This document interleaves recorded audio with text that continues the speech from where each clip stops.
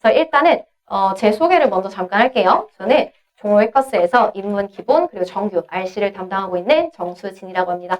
반갑습니다. 여러분 103번 같은 경우는 빈칸 앞에 있는 이 help라는 단어가 키였거든요. help 같은 경우는 뒤에 목적어 그리고 이제 목적격 보어를 가질 수 있는 오형식 동사로 사용이 되는데 이때 이 목적격 보어 자리에 들어갈 수 있는 형태가 한 가지가 아니라 두 가지예요. 첫 번째는 뭐 있어요? 투부정사. 목적격 보어 자리에 투부정사 들어갈 수 있고 두 번째는 이제 우리가 흔히 그냥 동사 원형이라고도 얘기를 하는데 원형 부정사가 들어갈 수도 있어요. 어려운 말은 아니고 투부정사와 같이 그냥 부정사인데 생긴 게 이제 동사 원형처럼 생겼다는 얘기거든요. 이 두 가지 형태가 들어갈 수 있어요. 그래서 지금 여기 빈칸을 보시면 help 뒤에 목적어, 그 뒤가 빈칸이잖아요. 그래서 목적격 보어 자리가 빈칸인 거니까 이 두 가지 형태 중에 하나를 찾으면 답이 어떻게 되겠어요? C. 원형 부정사가 답으로 나와 있죠. 투부정사가 아니라. 그래서 C를 답으로 골라주시면 되는 문제였고 이렇게 목적격 보어 자리에 들어갈 수 있는 형태는 동사에 따라서 이미 좀 어느 정도 정해져 있단 말이에요. 그래서 여러분들 오늘 제가 또 나눠드린 부가 핸드아웃 있잖아요. 부가 자료. 지금 보실 필요 없어요. 나중에 집에 가면서 좀 보시면 거기에 제가 이런 표를 같이 넣어놨을 거예요. 토익 시험에서 자주 나오는 목적격 보어 형태. 이거 말고도 조금 더 있긴 한데 이게 가장 자주 나오는 형태들이고 이런 형태들을 가질 수 있는 동사 옆에다 정리해놨거든요. 수업 들으시는 분들은 인문, 기본, 중급, 정규, 실전 어디든 이 구조를 한 번씩은 다 하긴 했을 거예요. 그쵸? 그래서 투부정사는 익숙하실 거니까 따로 지금 얘기 안 할 거고 그 밑에 형용사를 목적격 보어로 가지는 동사 같은 경우는 여러분들이 문법 문제뿐만이 아니라 독해를 하다가도 문장 구조에서 되게 많이 볼 수가 있거든요. 그래서 뜻 정확하게 알아두시고 대표적인 6개 요거 있죠? 앞 글자만 따서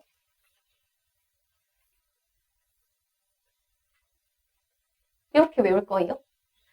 라인 맞춰서 LMC, KFC 외울만 하죠? 그쵸? 그래서 우리 기본반 저랑 같이 수업 들은 학생들은 이거 외웠을 거거든요. 그쵸? 그러니까 안 보고 해볼게요. 약자만 보고 여기 약자만 보고 리드 해줘야 돼요. 그러니까 여러분들이 리더요. 자, 시작. live, make, call. 한번 읽어요. 우리 한번 보고 읽어요. 보고 읽어요.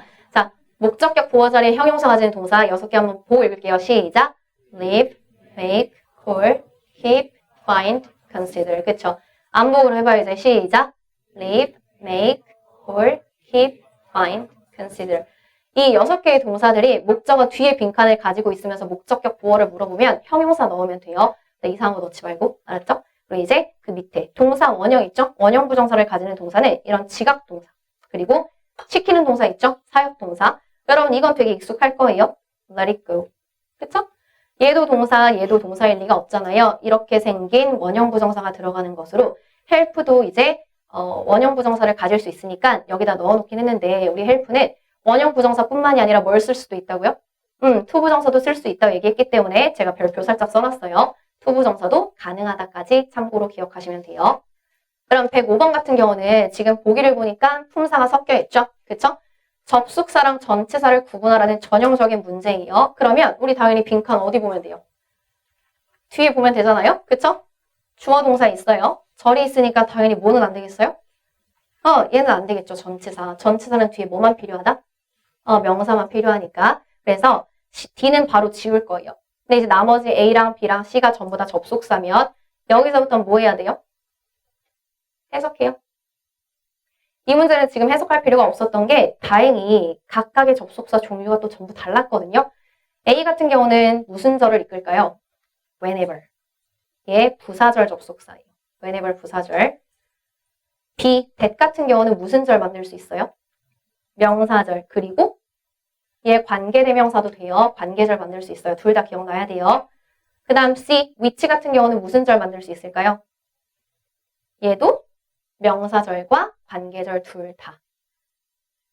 각각의 단어들이 어떤 절을 만들 수 있는지 이 역할을 머릿속에 확실하게 기억을 하고 시험장에 가야 이걸 봤을 때 딱딱딱 구분이 되거든요. 고민할 시간이 있으면 좋겠지만 우리 바로바로 답이 나와야 되니까 시간 아끼려면 미리미리 정리를 해가세요. 그러면 지금 빈칸의 위치를 보니까 문장의 맨 앞에서 컴마까지 수식절을 이끄라는 얘기란 말이에요. 그러면 당연히 명사절 말도 안 되겠죠?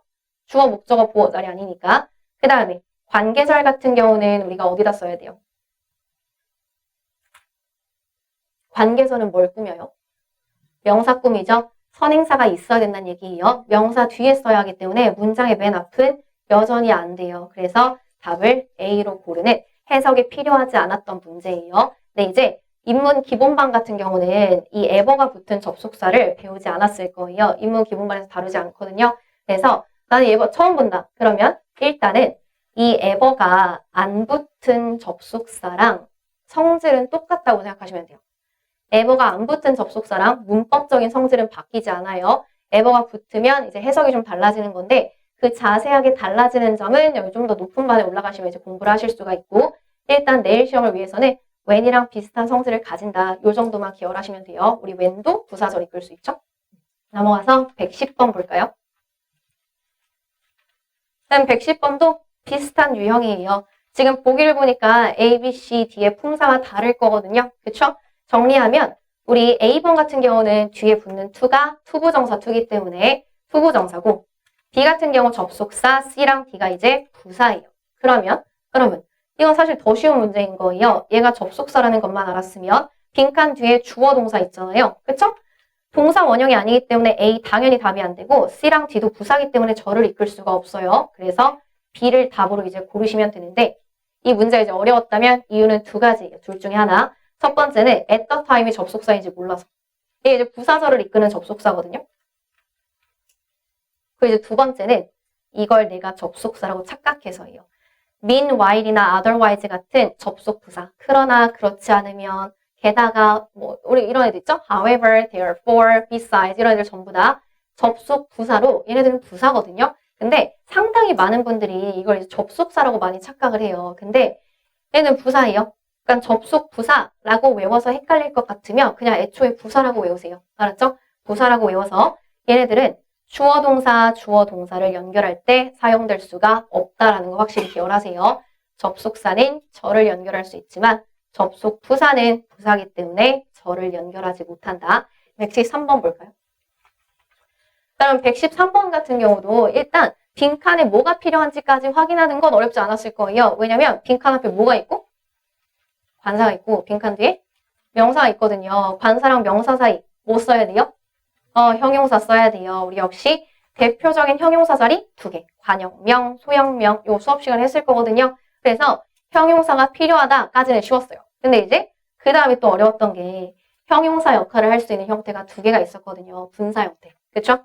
그래서 이 분사 같은 경우는 기본적으로 수식을 받는 명사가 행동을 하는 주체면 ing, 당하는 대상이면 ed를 쓰거든요. 그래서 여기선 지금 수식을 받는 명사, 국회의원이 반대를 하는 주체라고 보는 게 맞잖아요. 사람이니까.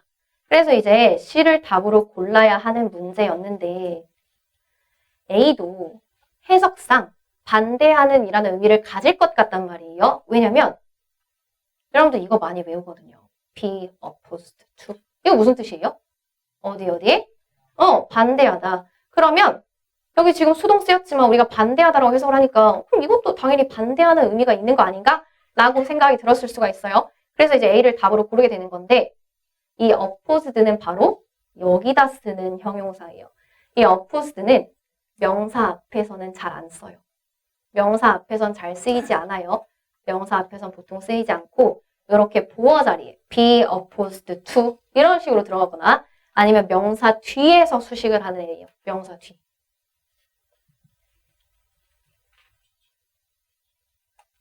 opposed는 형용사 역할을 하긴 하지만 보어 자리나 명사 뒤에 주로 들어가는 형용사로 명사 앞에서는 명사를 잘 수식하지 않는다. 됐어요? 그래서 이제 C가 답인 건데 여러분 우리가 이런 것까지 시험장에 알고 가요 안 가요? 이런 것까지 알고 가진 않잖아요. 저 opposed는 명사 앞에서는 잘 안 쓰인다.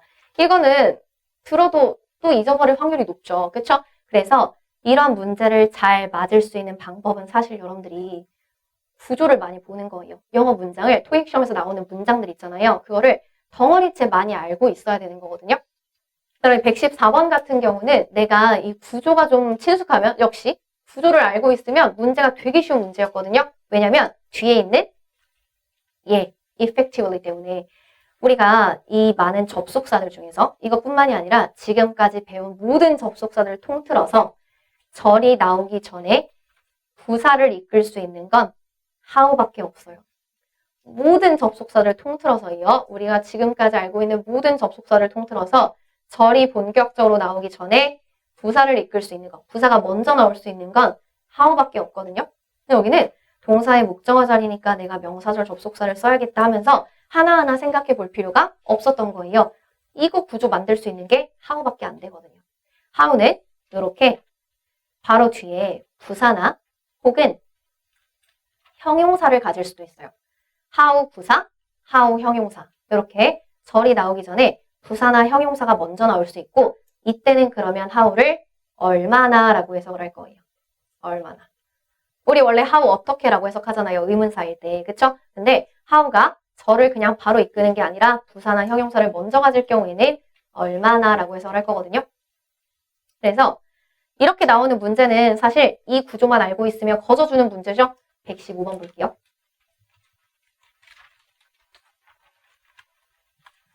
자, 그럼 115번 같은 경우도 지금 빈칸 앞이랑 빈칸 뒤를 보시면 BPP 형태 보이죠? 동사 사이에 지금 빈칸이 들어가 있단 말이에요. 그럼 당연히 동사를 수식하는 뭐가 답이 되겠어요? 부사가 답이 되겠죠. 그럼 이 부사 자리 문제는 토익 시험에서 매번 출제가 되는데 거의 빠지지 않고 최소한 매달 출제가 돼요. 근데 그때 이제 가장 많이 나오는 자리가 바로 이 자리예요.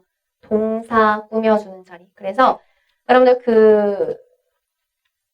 그 PPT 핸드아웃 보시면 1번이랑 2번은 동사 사이죠. BPP, BING 혹은 FPP 이렇게 동사 사이 그리고 혹은 동사 앞이나 혹은 동사 뒤 이런 식으로 동사를 꾸며주는 자리가 가장 많이 출제가 되는 자리예요. 그래서 이거 우리 지금 외울 거예요. 동사 사이, 동부동, 주어랑 동사 사이, 주부동, 주어, 동사, 목적어 다 나오고 부사 자리, 주동, 목부 이렇게 3개 지금 읽어볼게요. 시작!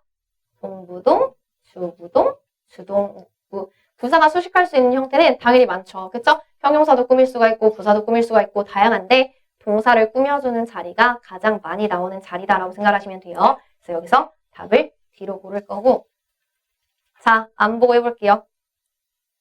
부사 자리 3자리 우리 지금 한 거 뭐예요? 동부동, 주부동, 주동목부. 여러분 지금 이 주동목부 구조 같은 경우는 동사가 타동사라서 뒤에 목적어를 가지기 때문에 부사가 뒤로 밀린다는 것인데 만약에 동사가 자동사면 목적어 나와요? 안 나와요?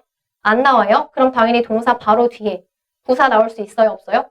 부사 나올 수 있어요. 그러니까 동사 뒤에서도 동사를 꾸며주는 부사가 답이 될 수 있다까지 같이 기억을 하시는 거예요. 그러면 넘어가서 116번 볼까요? 116번. 여기 116번 같은 경우는 일단은 빈칸 앞에 전치사가 있었으니까 동사는 안 쓸 거예요. 그쵸? 근데 빈칸 뒤에 spending이라는 명사가 있었기 때문에 얘를 동명사가 아니라 일반 명사로 봐야 하는 이유는 동명사라면 뒤에 목적어가 있었어야 되거든요. 이런 거 없으니까 일반 명사 형태인 거예요. 지출이라는 일반 명사가 있다는 걸 보고 명사 앞이니까 형용사 역시 먼저 생각했을 수가 있거든요. 근데 B랑 D가 안 되는 이유는 해석상의 문제예요. 우리가 ing부터 볼게요. 현재 분사를 쓴다는 얘기는 이 수식을 받는 명사가 행동을 한다는 얘기죠. 그쵸? 그러면 소비하는 지출이라고 해석을 했을 때 지출이 소비해야 된단 말이에요. 근데 지출은 소비할 수 있는 존재가 돼요? 안 돼요? 안 되죠. 해석상 말이 안 돼요. 그 다음에 예. ED 형태는 우리가 이제 수동처럼 해석을 하니까 소비된 지출이라고 해석하면 뭔가 되게 그럴싸하게 느껴지는데 잘 생각해봐요, 여러분. 지출은 돈을 쓰는 거란 말이에요. 돈을 쓰는 행위예요. 이걸 우리가 소비할 수는 없어요. 소비라는 말을 할 때는 대상 자리에 돈을 소비하다, 연료를 소비하다 이런 게 나오는 거지 지출을 소비하다라고 말할 수는 없거든요. 지출 자체가 소비가 되는 대상은 아닌 거예요. 그래서 얘도 의미상 말이 안 되고 C, consumer 넣어서 consumer spending 하면 복합명사로 소비자 지출이란 표현이 이제 돼요. 그래서 이런 복합명사를 알고 있었으면 세트로 바로 답이 나왔겠지만 그렇지 않았으면 이제 B나 D로 오답으로 빠지기가 쉬운 조금 어려운 문제였거든요. 이때 이 consumer 같은 경우는 ER이 붙었으니까 사람명사란 말이에요. 가산명사죠. 그래서 어나 S가 붙어야 된다. 단복수가 표현이 돼야 한다라고 생각을 했으면 우리가 복합명사를 만들게 되면 첫 번째 들어가는 명사는 더 이상 수량 표현을 하지 않아요. 중요한 건 두 번째 명사거든요. 두 번째 명사에 맞춰서 우리가 가산, 불가산을 결정을 할 거예요. 그래서 지금 consumer spending 하게 되면 spending이라는 명사에 초점이 맞춰져야 되고 spending은 불가산 명사예요. 그래서 어나 s가 없이 문장에 잘 들어갈 수가 있는 거. 이 consumer spending보다 우리가 조금 더 익숙하게 많이 봤을 만한 복합명사 몇 개만 더 예로 들면 이런 애들 다 마찬가지예요. customer satisfaction. 커스터머는 당연히 가산명사예요. 근데 뒤에 붙는 명사가 불가산이니까 합쳐져서 불가산 취급. 네, 마찬가지. participation이 불가산이니까 합쳐서 불가산 취급. 여기 마찬가지죠. performance가 성과, 실적이라는 의미로 사용될 때 불가산이 돼요. 그래서 역시 합쳐져서 하나의 불가산 명사 취급을 하는 거고 또 반대로 이런 경우는 여러분 research는 불가산 명사거든요. 우리 대표적인 불가산 명사로 토익 공부를 일주일이라도 했으면 이거 알아야 돼요. 대표적인 불가산 명사. 그러면 원래 어나 s가 안 붙는 건데 뒤에 나오는 명사가 가산이면서 이 전체가 이제 가산 취급이 되는 거예요. 이해되세요? 그래서 복합 명사를 만들 때 첫 번째 명사는 어나 s를 결정하는 요인이 아니에요. 뒤에 있는 명사의 성질을 따른다. 이것까지 알아두세요. 파트 5에서 이제 어휘 문제를 얘기를 좀 해볼 건데 토익 시험에서 어휘 문제는 파트 5를 기준으로 거의 반이에요. 반 이상 나올 때도 있고 문법이랑 어휘 비중이 거의 반반이란 말이에요. 그러면 30문제니까 대략 15문제라고 쳤을 때 이 15문제를 처음부터 끝까지 해석할 시간이 나요, 안 나요? 안 나요. 우리 모두가 다 원어민처럼 영어를 잘하는 게 아니다 보니까 시간이 안 난단 말이에요. 그래서 당연히 처음부터 끝까지 해석을 꼼꼼히 해야 전체적인 맥락을 파악해야 답이 나오는 어휘 문제도 있어요. 그래야 이제 고득점을 나눌 수가 있으니까. 근데 여러분들이 만나는 대부분의 문제는 은근히 처음부터 끝까지 해석이 필요하지는 않을 거거든요. 그래서 토익 시험에서 나올 수 있는 그 해석이 필요한 문제는 어차피 우리 당장 내일 시험을 위해서는 조금 늦었고 당장 내일 시험을 위해서 해석이 별로 안 필요한 문제를 좀 연습을 해볼 거거든요. 어떻게 하면 이 문제를 빨리 내가 찾아내서 답을 고를 것인가. 그래서 난이도가 가장 낮은 유형을 먼저 얘기를 하자면 구조 문제예요. 이런 식으로.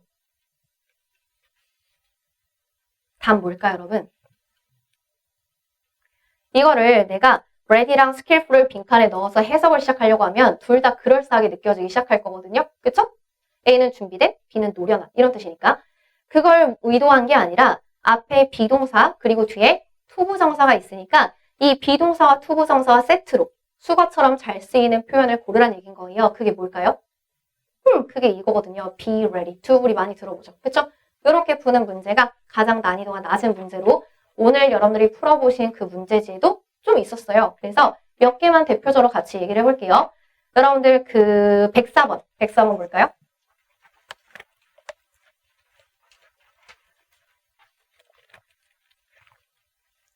그럼 104번 맞았어요?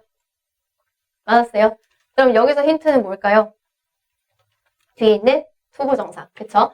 여러분들 이제 기본반 정도 되면 기본반 이상부터는 투부정사의 수식을 받는 대표 명사를 좀 정리를 할 거예요. 중동사 시간에. 여기도 지금 빈칸 뒤에 투부정사가 있기 때문에 이 투부정사의 수식을 받는 대표적인 명사를 찾았으면 얘거든요. right to 뭐뭐할 권리. 이걸 바로 답으로 고르고 넘어가라는 얘기는 아니고 얘를 내가 우선 고려해 볼 수 있어야 된다는 얘기예요. 그러면 여기도 지금 C가 답이죠? 그러니까 내가 빠르게 넘어갈 수가 있는 거, 시간을 단축할 수가 있는 거예요. 112번 볼까요? 112번 마찬가지 여러분. 동사 어휘 문제인데 그럼 내가 동사 공부하면서 우리 반에서는 진짜 강조 많이 했거든요. 동사 어휘 문제가 나왔으면 일단 뭐부터 해야 된다?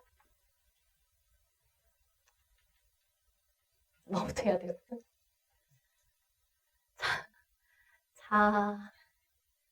자타동사 구분.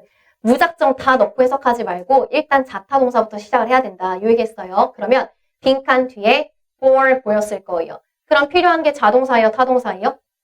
자동사란 얘기고 for이랑 잘 어울리는 동사 고르란 얘기거든요. 그럼 동사 어휘뿐만이 아니라 명사 어휘, 부사 어휘, 형용사 어휘 전부 다 뒤에 전치사가 나왔을 때는 그 전치사를 활용하라는 얘기예요. 그러니까 for이랑 짝꿍인 거 고르라는 얘기인데 for이랑 짝꿍으로 이거 맨날 외우는 게 뭐예요? 요거 account for 하면 무슨 뜻이에요? 여러 가지 의미가 있는데 이렇게 세 가지 대표적으로 무엇무엇을 설명하다, 무엇무엇의 원인이 되다, 그리고 비율을 차지하다 이 세 가지 뜻이 있고 여기서는 지금 전체적인 문맥상 2번 뜻으로 쓰인 거긴 하거든요. 뭐뭐의 원인이 되다. 근데 뭐 해석하지 않았어도 for이랑 연결해서 바로 답이 나오는 문제였단 얘기예요. 근데 이제 단어를 열심히 공부하신 분들은 얘도 for이랑 사용이 되는데 라고 지금 생각을 했을 거예요. provide 역시 for를 바로 가질 수 있는 경우가 있기는 해요. 근데 얘는 이럴 때 써요. 첫 번째는 법률이나 규정 등이 무엇을 가능하게 하다. 그러니까 주어 자리에, 주체 자리에 법률이나 규정 얘기를 하고 있는 거예요. 혹은 부양하다. 그럼 부양하는 거면 당연히 뒤에 목적어로 사람이 나와야 되거든요. 근데 지금 이 문장은 법률이나 규정 얘기를 하는 것도 아니고 또 뒤에 목적어로 사람이 나오는 것도 아니기 때문에 provide가 오답이라는 걸 쉽게 알 수가 있었을 거예요.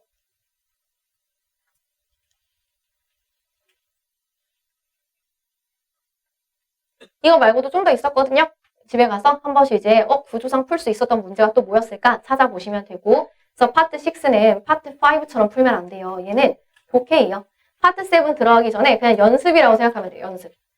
독해예요. 그래서 처음부터 끝까지 전반적인 흐름을 내가 이해하고 있어야 답이 쉽게 나오는 문제들이 대부분이기 때문에 처음부터 쭉 해석을 하면서 빈칸이 나올 때마다 여러분들이 답을 골라주시려고 노력을 해야 되고 나머지 문제들은 여러분들이 조금 그나마 좀 쉽게 풀 수가 있는데 이게 좀 어려울 거예요. 문장 삽입 문제. 그쵸? 문장 삽입 문제가 어려운 이유는 하나예요. 내가 해석을 더 많이 해야 돼서. 해석을 더 많이 해야 되니까 이제 어려운 건데 여러분들이 기억해야 되는 포인트 첫 번째는 이 문장 삽입 문제는 앞뒷 문장에만 초점을 맞추면 돼요. 그러니까 이 문장 삽입 문제에서 전형적인 오답 보기로 나오는 게 뭐냐면 빈칸이 여기가 아니라 여기 있었으면 말이 되는 보기를 넣어놔요. 여기 있었으면 혹은 여기 있었으면 그러니까 이 지문 어딘가에선 비슷한 얘기를 한 거예요. 그래서 만약에 빈칸의 위치가 달랐다면 그럴싸한 보기가 오답으로 나오는 거예요. 그러니까 여러분들이 흐름을 이해하지 않고 그냥 나 아까 이런 내용 봤는데 하고 답을 고르잖아요. 그럼 그 함정에 이제 쓱 빠지는 거예요. 쏙 빠지는 거. 그래서 파트 7이랑 달라요. 이 글에서 옳은 것은 언급된 것은 사실인 것은 이렇게 푸는 게 아니거든요.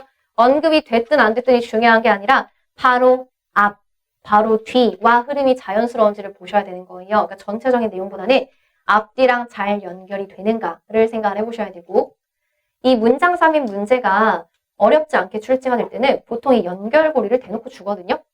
우리 수업 시간에 강조하는 연결고리 항상 뭐예요?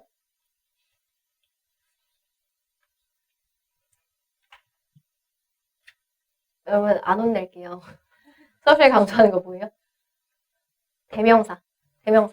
he, she, it, this, they와 같은 대명사 그리고 접속부사, 부사. 우리 그 연결어들 있죠? however, 그러나, therefore, 그러므로, otherwise, 그렇지 않으면 이런 표현들은 대놓고 주는 연결고리예요. 그러니까 그런 애들이 발견이 되면 당연히 내가 거기에 먼저 초점을 맞춰서 문제를 접근할 수가 있어야 되는 거거든요. 그러면 이 문제 한번 볼까요, 여러분? 여기 그냥 화면 보세요. 보기 그냥 쓱 봤을 때 내가 뭘 먼저 해석해 봐야겠어요? B, 뭐 있으니까?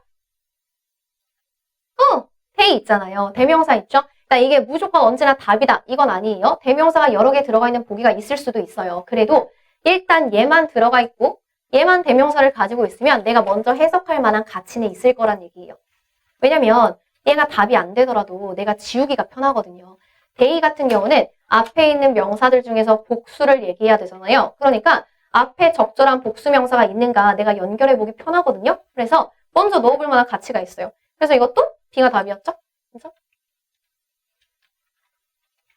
그래서 이렇게 연결고리 잘 초점 맞추시고 그 다음 두 번째 이제 힌트는 동의어나 유의어예요. 그럼 동의어나 유의어 같은 경우는 이 동의어, 유의어를 사용해서 오답 보기도 많이 내기 때문에 이걸 무조건 답이라고 고르는 얘기는 아니에요. 근데 어쨌든 전체적인 흐름이 연결이 돼야 하기 때문에 비슷한 내용이 들어가 있는 보기가 역시 정답일 확률도 높다는 얘기거든요. 그래서 이 문제도 마찬가지였죠. 133번 문제였는데 역시 우리 그냥 여기 봐도 돼요. 답 뭐였어요? 이런 문제를 풀었나 싶죠. 답은 C였거든요. 앞에 error라는 표현이 있고 C에서 mistakes라고 비슷한 의미의 단어를 줬잖아요. 그쵸? 그럼 여기는 지금 대명사나 연결어가 대놓고 나온 게 아니죠. 그쵸?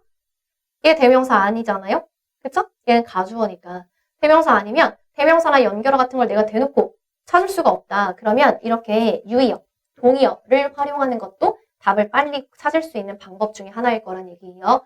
이 파트 7 같은 경우는 내일 시험을 위해서 이제 마음가짐 정도만 얘기를 좀 할 건데 일단 첫 번째는 여러분 우리의 목표 점수가 전부 다 똑같은 게 아니잖아요. 그쵸? 어떤 분들은 900점, 어떤 분들은 700점만 받으면 된단 말이에요. 그러면 내 수준에서 가장 좋은 점수를 받는 것을 목표로 삼으란 얘기예요. 그러니까 무슨 말이냐면 어차피 대부분의 여러분들은 만점을 받을 필요가 없죠. 모든 문제를 다 풀 필요가 없다는 얘기예요. 문제 틀려도 여러분들의 목표 점수는 충분히 나올 수가 있으니까 한 문제 한 문제 순서대로 푸는 것이 가장 좋은 방법은 아닐 수 있어요.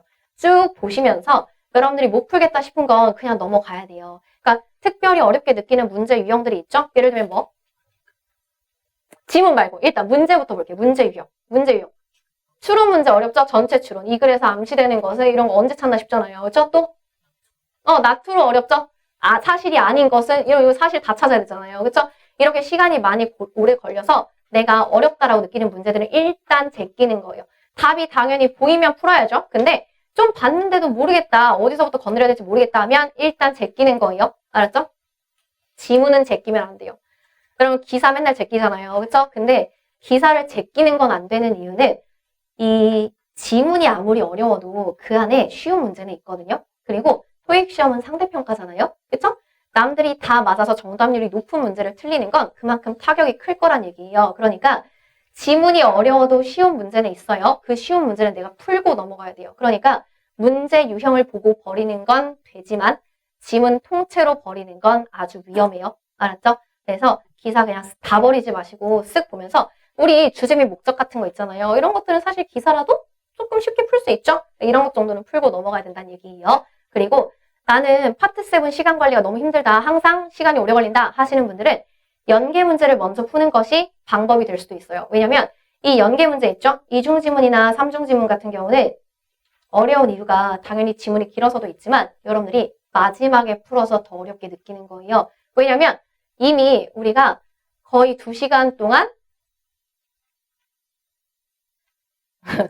고사한 말이 생각이 안 나는데 내가 수업 시간에 털린다고 얘기하거든요. 그래가지고 2시간 동안 힘들었잖아요. 그러다 보니까 이 집중력이 최하일 때예요. 체력이 아주 떨어졌을 때이기 때문에 이 지문의 글을 읽는 게 눈에 잘 안 들어온단 말이에요. 그래서 여러분들이 조금이라도 체력이 남아있고 조금이라도 집중력이 남아있을 때 연계 지문을 보게 되면 답이 좀 더 잘 보일 수 있어요. 왜냐면 이 연계 지문 같은 경우는 문제 자체가 되게 꼬아 나오진 않거든요. 워낙 지문이 길다 보니까 여러분들이 해석을 많이 해야 되고 키워드를 빨리 찾는 게 좀 힘들 뿐이지 문제 자체를 엄청 꼬아내진 않아요. 그래서 여러분들이 키워드를 잘 찾을 수 있다면 생각보다 답이 바로바로 보일 것이기 때문에 연계 지문을 먼저 푸시고 그 다음에 단일 지문을 푸는 것도 방법이 될 수는 있으나 이럴 경우에는 연계 지문 시간 관리 잘해야 돼요, 여러분.